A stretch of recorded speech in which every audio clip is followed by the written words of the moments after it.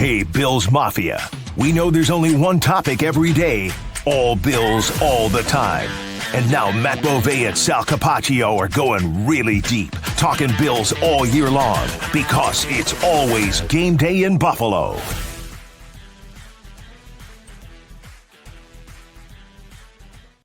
Matt, I was thinking on the drive over here, we should literally be calling these hallway episodes of Always Game Day in Buffalo. That's a nice little branding. I like that. These are the hallway podcasts. We can hopefully we've got a lot more of them coming this season. But yeah, that could be our new shtick. This is another Wednesday podcast from One Bills Drive. Sal Capaccio, Matt Beauvais. Thanks a lot. It's always game day in Buffalo. All right, we just heard from Sean McDermott. Really good news about Brandon Codrington. He said he looks like he's ready to go. Alec Anderson will be limited at practice with the calf injury. I'm not guessing anything really major there. We'll see how the week unfolds. We are still concerned about Ray Davis, though, who is still in concussion protocol. Looks like he won't practice today. Yeah, my guess is, or I'm asking you, what do they do? Do they elevate a running back, you think, for this week? Or do you think that they're just cool with the two that they've got? I know that would put a lot on the plate of both of them, but Ray Davis is a guy who gets snaps. I think it's not out of the question that maybe we see a running back elevation this week. And the only one would be Frank Gore Jr. I would not doubt that could be the case, especially considering they are healthy around the roster, so they wouldn't have to elevate another player at another position because of injury. So I would guess that if we get to the end of the week, maybe you do see Frank Gore Jr. elevated by Saturday at 4 p.m. By Friday afternoon, and of course on WGR Sports Radio 550 during Sean McDermott's weekly radio appearance, he'll give us an injury update, and maybe he'll say if Ray Davis is cleared, if he's going to still be going through the protocol, or if he's declared out for the game. In the meantime, the Bills made an interesting roster transaction today just before Sean McDermott. They signed quarterback Anthony Brown to the practice squad, released defensive tackle Ilianku, who is up and down more than a yo-yo, by the way. Yeah. And Sean McDermott gave a great, insightful answer about Anthony Brown and why he's important this week. Yeah, so when the transaction happened, my initial thought was on X. I quoted the post with Scout Team Lamar, question mark. And that's what it is. It's Scout Team Lamar Jackson, but he talked a little bit more in depth about how preparing for a guy like that will help keep the Bills honest this week, because you don't know, is he going to hand it off? Is he going to roll to his right? Is he going to roll to his left? Is he going to throw the ball? Those are all of the challenges that you have when going against Lamar Jackson. Keep in mind, everyone, the old Scout Team Lamar Jackson was Isaiah McKenzie. It was somebody who could move around and was quick. So I'm sure they wanted that aspect back in the building. It does not hurt that he was with the Baltimore Ravens earlier this year before he joined the Bills. That's another layer here. So, yeah, it makes sense, and it's not a shocking move at all. Was he in Baltimore this year? I don't know if he was. He was in Baltimore 2022, though. I think he might have been in Baltimore. I just looked. You looked that up. I saw that he was with the Bills this summer, though. He was with the Bills and the Raiders this summer, but I think he might have also been with them. He's going to check on that, and if he was, that would mean familiarity with Todd Monken's scheme. Otherwise, 2 years ago, he would still understand, what the Ravens want to accomplish with Lamar Jackson. At least you do get that look. A few other players I thought about if they weren't going to – I thought about this week before knowing about Anthony Brown. Never thought about them bringing in another quarterback. One of the guys I thought about would have been Curtis Samuel, who actually went to Ohio State as a running back. But you can't do that, folks. He's got to prepare to actually play a football game for the Buffalo Bills on offense. He was released from their practice squad last year. Okay. Then he went to the Raiders and then to the Bills. So he was. When was he on their practice squad? This is important. Last year. For how long? Like a month and a half. So he would have some familiarity with Monken's offense. He was there for, it looks like, basically from cut down day until September, and then they cut him from that point. So, I mean, very small. Sure. So I misspoke. I apologize. No, that's okay. But good research there. At least it helps to know that he has a little familiarity. More than anything, though, it's great to hear Sean McDermott give that type of insight, because you don't normally get that from a lot of coaches, especially Sean McDermott plays it close to the vest. And not that he was revealing any big secret. The Ravens would know that. Do you remember last year? I remember, and I looked this up actually thinking about it, when someone asked me on X about, well, how much can he really help? Last year, the Bills played the Raiders. Kingsley Jonathan acted as Max Crosby during practice all week. And Spencer Brown, after the game, was telling everybody how great of a job Kingsley Jonathan did to help him prepare. Yeah, it's one of those things that I'm sure matters more, like, to the fine-tuned details and to the the intricacies that come with the NFL. But I mean, these guys are important, right? Yeah. And they serve a role, and their role is to do anything that they can to better prepare the Bills when they go on the field on Sunday to be ready for Lamar Jackson. That's not a small feat. I mean, Sean McDermott said there's only one Lamar Jackson when talking about preparing for him. And then at the end, he said, good luck, because that's what it's going to take. It's going to take an unbelievable effort from the Bills defense to get this win. All right. One of the things that's developing is the weather and the cold possibility for Sunday. We're going to have probably in the 20s or 30s for Saturday, and then bam, a big dip. We're looking at maybe temperatures around 10 to 15 degrees Sunday. Do you think that matters to this Ravens offense? I don't think it matters to the Bills. We've seen Josh Allen and this Bills offense perform at a very high level in very frigid temperatures. What about the Ravens? Could they be impacted? I don't think so. I know that it's going to be really cold, and I know we mentioned the other day that Joe DiBiase said that would be the coldest game that Derrick Henry and Lamar Jackson have played in. I think there is something there. I've seen a couple people say this has been one of those things going around on social media, like good luck tackling Derrick Henry in this cold. It's going to hurt. It's going to hurt, but I think this Bills team has almost embraced it.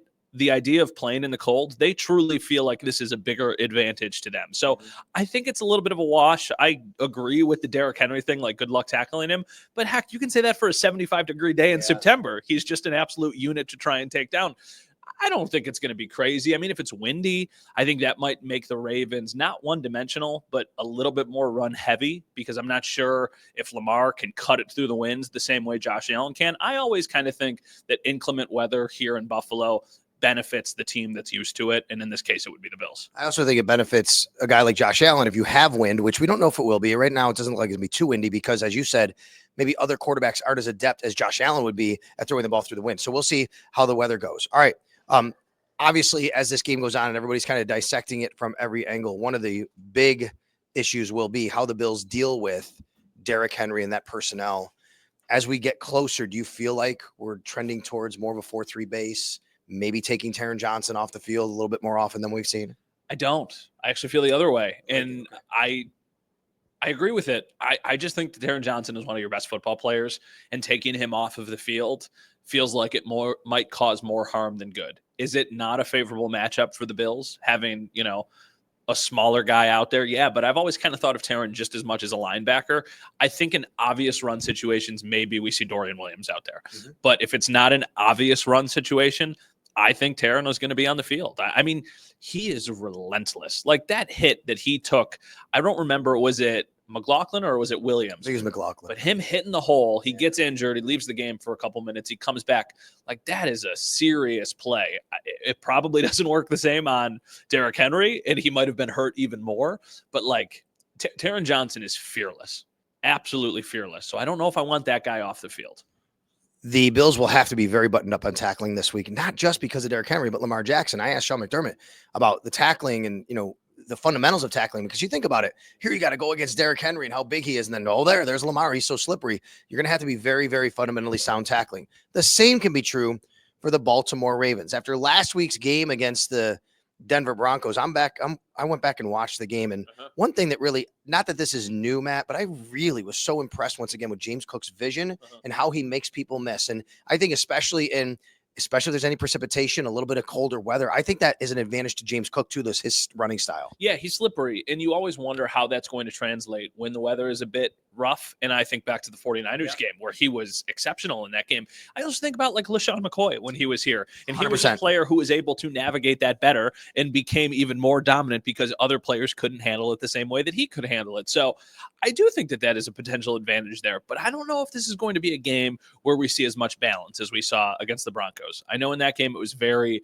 let's run, let's establish. You're looking at more of a Josh Allen dropping back, throwing the ball kind of game. I think it might be a Josh Allen dropping back and throwing it in RPOs with Josh Allen and getting him to run the ball and keeping that Ravens defense honest, making them fear him running, and then trying to hit some shots. I'm not saying they're going to abandon the run at all, because if you have early success running the ball, you should run the ball in this game. But I think the Ravens defensive line is going to be more likely to stop it than the Broncos were. All right. So if I asked you, as we kind of wrap up here and get ready to head out to practice after a walkthrough today and then hear from players, if I asked you to give me one player on offense, one player on defense that you said, you know what, Sal, if this guy plays really well, aside from Josh Allen, it's going to really help their chances. If I don't hear much from him, don't think he played that well, it's going to really it's going to hurt the Bills' chances, I guess. Offense and defense, give me one. So Matt Milano is my guy on defense. Yeah. And it's funny because of all the things that people have said about Matt Milano on social media and the like fake quote that was out there and everything. But I feel like he changes a game. I feel like his ability to get to the sideline, move, close gaps. He's just a really good player. And I think we saw Matt Milano's best game against the Broncos. And if he can build off of that, I think that would do wonders for the Bills. So defensively, he is my guy. Offensively, how about Amari Cooper? I think Amari, you're good, guys. You're good. You go ahead, guys. I mean, Josh. Yeah, colleagues walking by. Josh Reed back here, just no professionalism at all. I think Amari Cooper had 2 catches for 8 yards against the Broncos because they did not need him to be a massive game changer. I am not thinking that this is going to be like a 9-target Amari Cooper game. But what if this is a game where he has the 1 big catch or the 2 big catches? That's what he did against the Chiefs on the first drive. That's what he did against the Jets on that touchdown that kind of sealed the win. I think Amari Cooper might have a bigger – because I'm interested if Marlon Humphrey follows him or if they put Marlon Humphrey on somebody else to try and completely negate that player. So I'm interested to see how that how that all plays out. But I think Amari Cooper might play a factor in this game. And I would say to that note, the weak part, quote unquote, all air quotes, okay, don't want any Baltimore material. The part that teams have attacked on the Ravens has been the opposite side of Marlon Humphrey. I think it's Brandon Stevens, who's been there. And that's where Tre'Davious White has played a little bit. They put him in certain situations. Anybody you talk to in Baltimore say, hey, what role does Tre'Davious White play? So, he's played a little bit because that's kind of been a spot they haven't completely shore up a lot. So I agree with you. It could be that.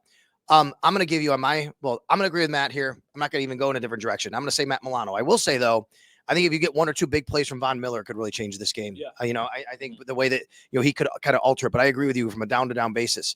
The guy on the Bill side I'm going to go with, the guy we've seen a lot of big plays from, Ty Johnson. Yeah. I think Ty Johnson on 3rd down becomes big because of pass protection and then leaking out of the backfield, maybe getting those hidden yards that you don't think, hey, that was a 4-yard gain or a 5-yard gain when maybe it could have been 2 or 3 yards because you just slip it out to him, and Josh Allen can rely on him. So I think that he becomes a bigger part. And again, if you have no Ray Davis, Ty Johnson as well. Okay. From the Ravens side, Zay Flowers, we don't know if he's going to play, but I'm getting this sense of he's not going to play. And if he does, I don't think he's going to be nearly the type of player that you would normally commit your resources to, I guess. Well, I guess that's the interesting question is, he's certainly a great player, but is he going to be himself? Because if he's not, that might be a net negative. Because if he's out there playing through an injury and he can't contribute in the same way that you would think Zay Flowers is so good because he can separate. If he can't separate, that is a matchup I think the Bills will be able to have some success against. I think he's still their most dangerous weapon besides Lamar Jackson and Derrick Henry. Maybe Mark Andrews is really good. And Isaiah Likely's good too. But Zay Flowers is a very good player. I don't know what's going to happen. Harbaugh's comment about him in his first press conference of the week was telling to me. He said, we'll see, but then he gave himself the out. He doesn't need to practice to play. That, to me, almost says he's not going to practice, and then they will evaluate it as they get closer to the game. So I don't know. I think it's a coin flip, but I would be surprised if he's available practicing early in the week. I think it's maybe he practices on Friday or he doesn't practice at all. I agree with that. If you look at their wide receiver room, Rashad Bateman, Tylan Wallace, Nelson Aguilar, all guys who have made plays, and Aguilar actually has played well against the Bills in games in the past. But to me, what you would do there is if you don't have Zay Flowers, you're probably using Isaiah Likely more in a 2 tight end set more. Yeah, that's what I would imagine. I would imagine that they do a lot of Likely and Mark Andrews. And then in that, I'm interested to see how it depends on what happens with Zay Flowers. I'm interested to see how they use Christian Benford this week because they have not been a team that really follows a guy. They don't tell Christian, go follow a guy. If Zay Flowers is hurt, I might want Christian Benford on Rashad Bateman at all times. I don't. That's not what they're going to do because they're not going to change things up now. This is what has gotten them there. They're not going to change who they are. But I think that could be a really favorable matchup because then you figure everything else out after that.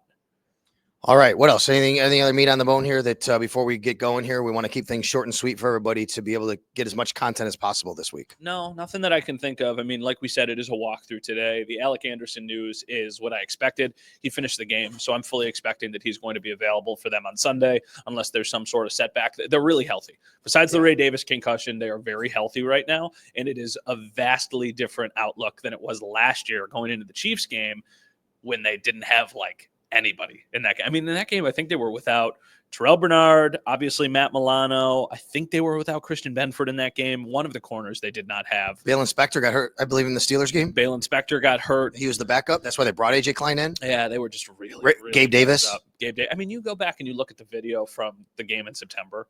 Oh, my goodness. I know. And then all 3 of those guys on the sidelines, Milano, Bernard and Darren Johnson. My take from last year still, and this is, I know, probably a ludicrous take, is that if Gabe Davis was healthy, the Bills would have won that game. And I know that's a weird person to pick out, but like they were taking deep shots to Trent Sherfield.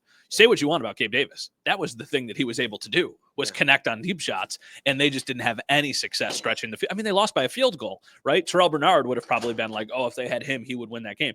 But like Gabe Davis, missing him was a really big loss. And now they're, healthy on offense and mostly on defense too. And if Alec Anderson, for some reason, can't go, the Bills offensive coordinator Joe Brady did say on Monday they do train other players, obviously, to be able to handle that extra offensive lineman role. But we're anticipating Alec Anderson will be okay. We'll have more for you as the week goes on. We'll have more of an injury update as well. For our producer, Mike Rabier, we thank you for joining us, listening wherever you are, iTunes, Spotify, all of the WGR and Odyssey apps. And how about all the numbers we're getting on the YouTube side, Matt? Phenomenal. Last week, Mark Slayer with over 43,000 views. Last I checked this morning.